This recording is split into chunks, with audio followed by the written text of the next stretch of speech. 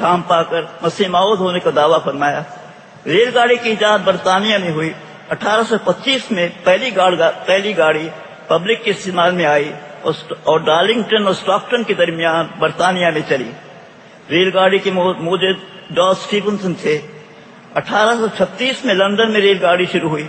हिंदुस्तान में सबसे पहली रेलगाड़ी 1853 में मुंबई से थाने तक चली और ये 34 किलोमीटर का फासला 7 घंटे में तय किया।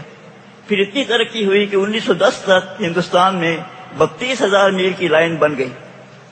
हजरत सल्लल्लाहु अलैहि वसल्लम की बाद 14 सदियां गुजरी, लेकिन रेलगाड़ी ऐन उसी सदी में आई जिस सदी में हजरत मसीह मौऊद अलैहिस्सलाम तशरीफ लाए। न एक सदी पहले आई, न एक सदी बाद में आई।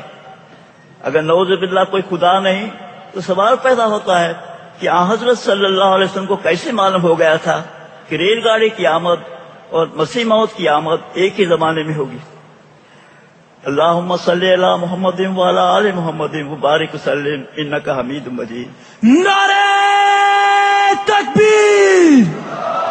हजरत मोहम्मद मुस्तफा, हजरत मोहम्मद मुस्तफा, गुलाम अहमद की, गुलाम अहमद की, नारे तकबीर!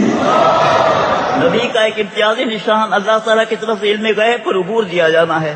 लिहाजा इस पेशगोई के पूरा होने से हमारे नबी करीम सल्लल्लाहु अलैहि वसल्लम की अजमत भी साबित होती है।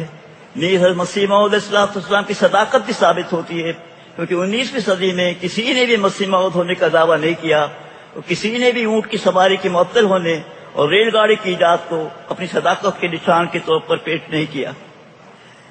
कुरान मजीद में सूरह तकवीर में 12 दफा लफ्ज़ इज़ा के साथ 12 अजीम शान पेशगोइयां बयान हुई हैं, जो मौजूदा जमाने में पूरी होकर अल्लाह ताला की हस्ती का सबूत पेश कर रही हैं।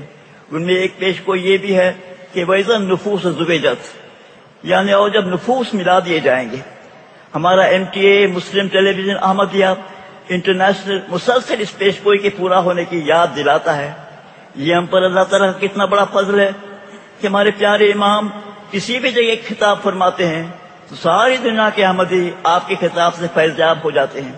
अल्हम्दुलिल्लाह, नीज़ MTA तबलीग इस्लाम का एक अहम जरिया है और सैयदना मसीह मौऊद अलैहिस्सलाम के इस इल्हाम के पूरा होने की भी याद दिलाता है कि मैं तेरी तबलीग को जमीन के किनारों तक पहुंचाऊंगा। नारे तकबीर! MTA, नारे तकबीर!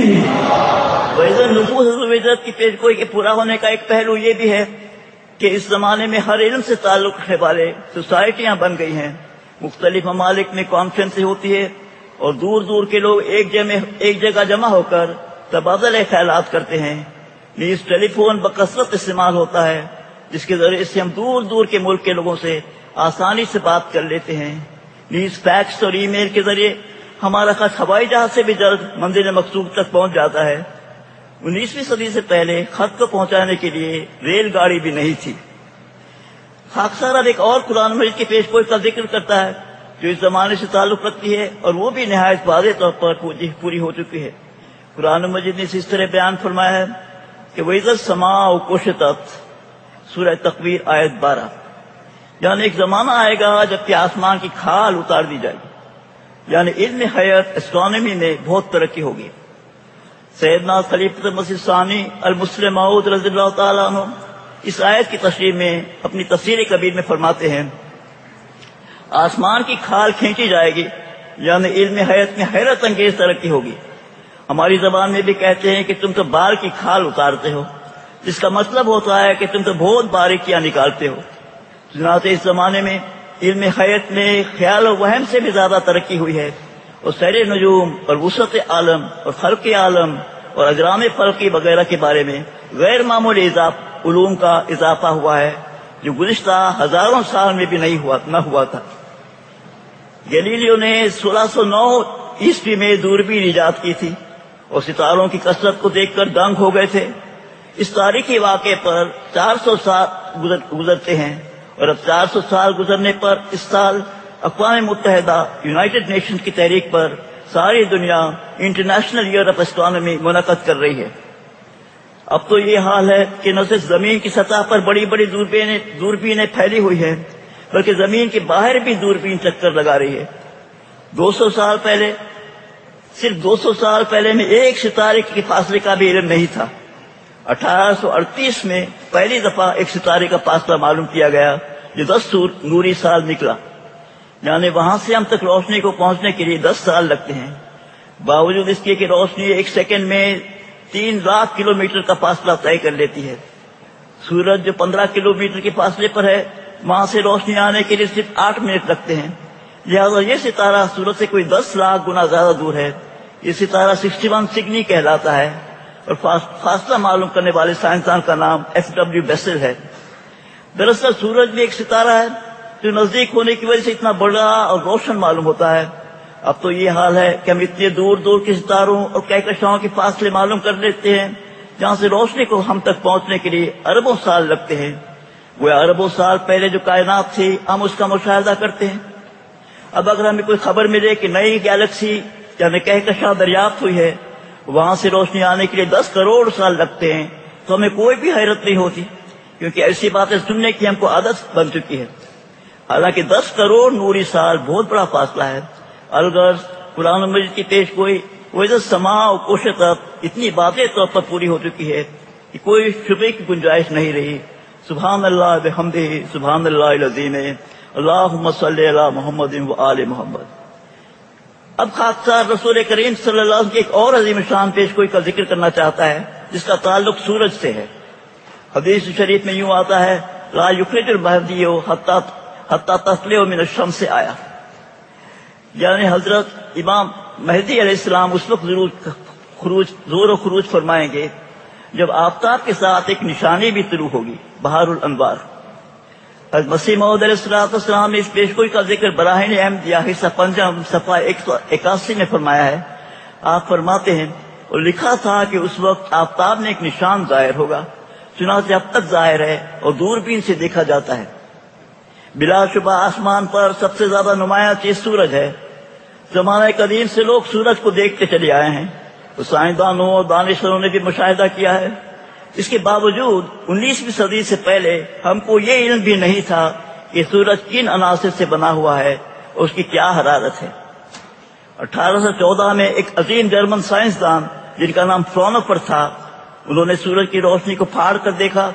ان کو نظر آیا کہ سورج کی روشنی میں مختلف رنگ کے علاوہ کئی سیاہ رنگ کی لائنیں بھی ہیں۔ یہ سائنس کی بہت بڑی تحقیق ہے اور سورج کا اسپیکٹرم یعنی طیف کو فرونوفر اسپیکٹرم کہا جاتا ہے۔ خاکسار کے نزدیک حضرت مسیح موعود علیہ السلام نے سورج میں ایک نشان کا جو ذکر فرمایا ہے وہ یہی فرونوفر اسپیکٹرم ہے جو دوربین اور اسپیکٹروسکوپ یعنی طیف نما کی مدد سے حاصل ہوتا ہے۔ فرونوفر یہ سمجھ نہیں سکے کہ سورج کی روشنی میں سیاہ لائن کیوں ہے۔ پھر ایک لمبا گزر جانے کے بعد 1859 میں ایک اور دوسرے جرمن سائنسدان کرکوف نے اس بھید کو سلجھایا، اور وہ اس روشنی میں سے ان ویو لینتھ اور وہ اس روشنی میں سے بھید یہ ہے کہ سورج کے گرد ایک فضا ہے جو سورج سے حرارت میں کم ہے، اور وہ اس روشنی میں سے ان ویو لینتھ کو جذب کر لیتی ہے، اور اس کا نتیجہ یہ ہوتا ہے کہ ان ویو لینتھ کی جگہ سیاہ لائن آ جاتے ہیں۔ سورج کی اس فضا کو بعد میں کروموسفیئر کا نام دیا گیا۔ سورج کی سطح جو ہم کو نظر آتی ہے وہ فوٹوسفیئر کہلاتی ہے۔ زمانہ قدیم سے لوگ سورج کی ایک فضا سے واقف تھے جو کورونا کہلاتی ہے۔ یہ سفید رنگ کی ہوتی ہے اور مکمل سورج گرہن کے وقت سورج کی گرد نظر آتی ہے۔ 3000 سال سے زائد عرصے سے ہم کورونا سے واقف تھے، لیکن سورج کے فوٹوسفیئر اور کورونا کے درمیان جو کروموسفیئر ہے اس کی دریافت 19ویں صدی کی تحقیق کا پھل ہے۔